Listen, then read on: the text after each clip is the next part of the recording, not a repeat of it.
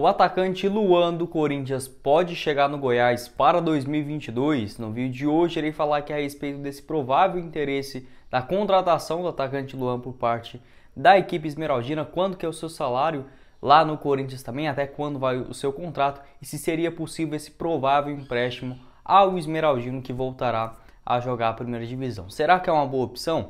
Esse será o principal assunto do vídeo de hoje. Antes de começarmos, eu peço para você deixar o seu like aqui embaixo e também se inscrever no nosso canal, ajudar a gente a chegar a essa marca aqui importante até o final do ano aí, desse mês de dezembro, de 2.500 inscritos. Ficarei muito agradecido a todos vocês. Antes de começarmos, quero avisar vocês aqui que essa informação foi confirmada ainda pelo portal Esmeraldino e também pelo site Meu Timão, que já havia noticiado que o Corinthians tinha esse interesse de emprestar, o atacante Luan para outra equipe na próxima temporada. Entretanto, o que esbarra muito essas negociações envolvendo o atacante do Timão é o seu salário, que gira na casa de R$800 mil por mês. Ele tem contrato com o Corinthians até o final de 2023, então a diretoria dificilmente aí vê uma equipe do Brasil pagando inteiramente o salário do Luan para as próximas temporadas, e seria uma solução para tentar evitar uma perca ainda maior em emprestar o jogador para a outra equipe pagar uma parte também maior do atleta. Ele que chegou no Corinthians ainda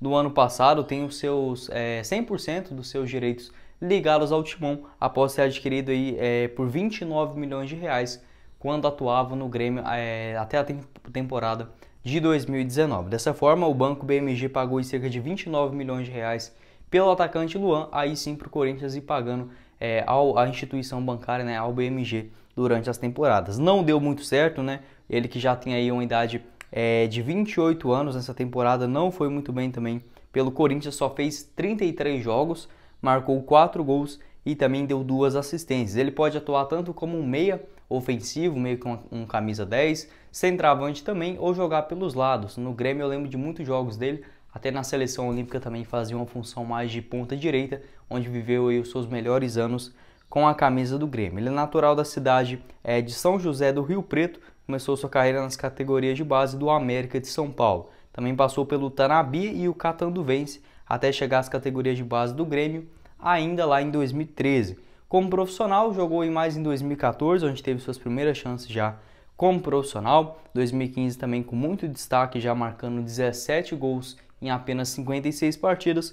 Continuou para 2017, quando fez aí sua melhor temporada da sua carreira. Foram 52 atuações, 18 bolas na rede, além disso 6 assistências. Foi campeão inclusive da Copa Libertadores, eleito o melhor jogador daquela edição da Libertadores de 2017. Até mesmo foi convocado para a seleção olímpica, participou da medalha de ouro no Rio de Janeiro também lá em 2016, mas acabou que não despontou tanto assim nas seguintes temporadas. 2018 foi até que razoavelmente bem, marcou aí 11 gols, até mesmo recebeu propostas da Europa. Eu lembro que ele tinha recusado uma proposta da Sampdoria, disse que não queria jogar em equipes de menor escalão dentro do futebol europeu. Alguns interesses também do Benfica, do Sporting, do Porto, enfim, algumas equipes lá de Portugal, mas acabou que continuou no Brasil após essa grande repercussão, eleito o melhor jogador da América. 2019 também o seu último ano pelo Grêmio, 36 atuações, 9 gols marcados e também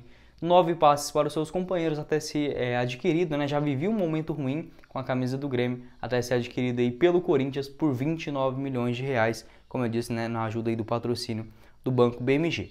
No ano passado, sua primeira temporada vestindo a camisa do Timão, foram 42 jogos, ele marcou aí 5 gols, também deu 3 passes para os seus companheiros, mas em nenhum momento foi o titular absoluto da posição, que pode assim implicar nesse mau momento vivido na sua carreira. Não teve nenhum problema grave de lesão que o tirou, por exemplo, de grande parte da temporada, pelo menos nesse aspecto é um bom sinal. Em relação agora de 2021, como que estava aí sendo as últimas atuações do Luan na temporada. Ele começou o ano ainda de 2021 sendo titular, principalmente lá nos jogos iniciais do Campeonato Paulista. Ele era sim o titular da posição, mas sem muito destaque. Jogou aí algumas partidas também dentro da Copa Sul-Americana. Aí a partir do momento que começou o Campeonato Brasileiro, definitivamente depois de 5, 6 jogos, ele já não aparecia tanto assim mais dentro dos jogos do Corinthians.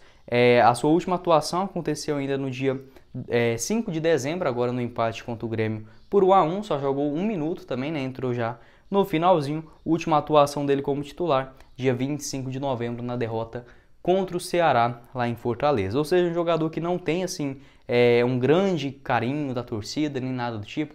Até nos últimos jogos que ele vem entrando também, é mais ali nos minutos finais, joga 11 minutos, 10, 6, 5 minutos, ou seja, não tem uma grande sequência dentro do Corinthians. E aí, né, será que compensa para o Goiás fazer esse tipo de contratação?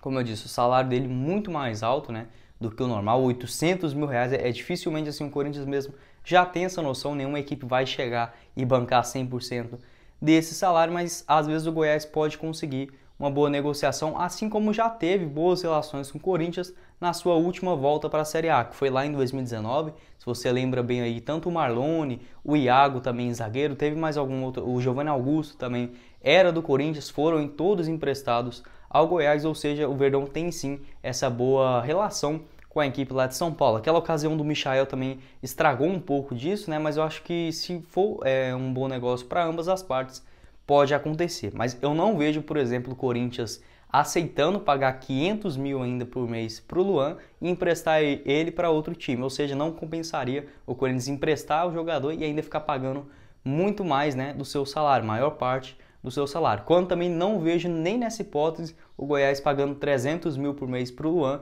e ainda assim, né, deixando esses outros restantes aí para a equipe lá de São Paulo. Então, dificilmente essa negociação dará certo aqui no Goiás, beleza? Pode acontecer, obviamente que sim, até mesmo existe essa hipótese do Arley, já está em reuniões, tanto em São Paulo, com dirigentes aí do Corinthians para acertar essas bases salariais, enfim, não temos exatidão a respeito como está, né, o desenvolvimento dessas negociações, mas pode sim ser um nome provável, apesar de ser muito difícil.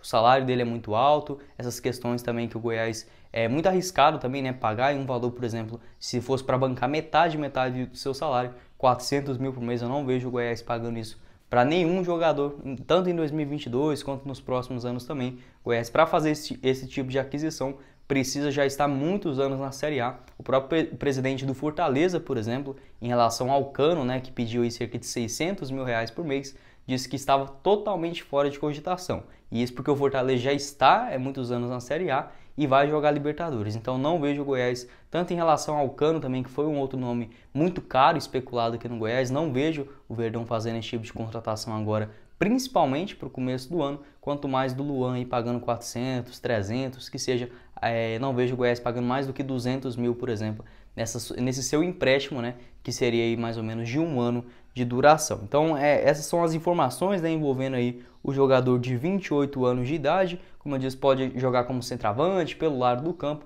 onde são aí as posições que o Goiás está dentro do mercado nesse início de temporada, tanto para 2 zagueiros, um lateral direito, também um volante e mais 2 jogadores de lado do campo. Lembrando que em relação à camisa 9, aí sim o Nicolas foi o único, né, dos titulares lá da frente que irá continuar no Goiás. O Aleph Manga acabou, né, o seu contrato, não resolveu renovar. Além disso, o Dadá Belmonte, que voltou para o Água Santa, deverá retornar inclusive para o Goiás só para o Brasileirão. E também o Wellington, enfim, outros jogadores como o Samuel, não renovaram seu vínculo com o Esmeraldino, que busca aí, né, soluções para os lados do campo. E o Luan, quem sabe, pode ser uma dessas, né? Como eu disse, tem várias funções, pode acabar ajudando o Verdão no ano que vem, apesar dessas negociações muito difíceis, como eu disse, que o Goiás terá pela frente. Eu quero saber a sua opinião, né, torcedor esmeraldino, o que você acha a respeito do Goiás, quem sabe, trazer o Luan por empréstimo, né? Seria uma boa opção? Até quanto, né? Quanto que é o limite que o Goiás poderia fazer ou usar para essa contratação do jogador de 28 anos de idade nessa volta da equipe esmeraldina à Série A do futebol brasileiro? Bom, esse foi o vídeo, eu espero que vocês tenham gostado. Não esqueça de deixar o seu like aqui embaixo e também se inscrever no nosso canal. Quem falou com vocês foi o Guilherme e nos vemos na próxima oportunidade, meus caros esmeraldinos. Valeu, galera!